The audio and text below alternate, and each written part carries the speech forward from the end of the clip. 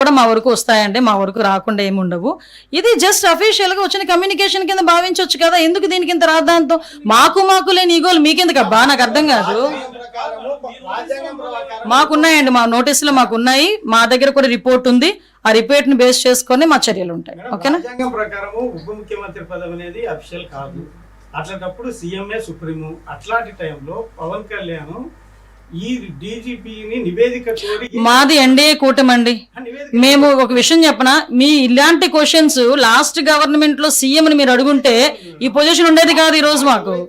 అదే కాదు చెప్తున్నా, ఇలాంటి క్వశ్చన్స్ ప్రీవియస్ సీఎం ని మీరు అడుగుంటే, లాస్ట్ సీఎం ని మీరు అడుగుంటే ఇలాంటి పరిస్థితులు ఇప్పుడు సొసైటీ కూడా వచ్చి ఉండేవి కాదు. నేనేమంటానంటే ఈ రోజు మేము అందరం ఎన్డీఏ కూటమిలో ఏదో రకంగా చిచ్చు పెట్టాలని చూస్తారు. మాకు అండర్స్టాండింగ్ ఉంది, మాకు సమన్వయం ఉంది, శాఖల మధ్యలో సమన్వయం ఉంది. మాకు ఎటువంటి ఈగోస్ లేకుండా మేము పనిచేస్తున్నాం, మా అధికారులు ఎటువంటి ఈగోస్ లేకుండా పనిచేస్తున్నారు. మీకు కావాల్సింది రిజల్ట్.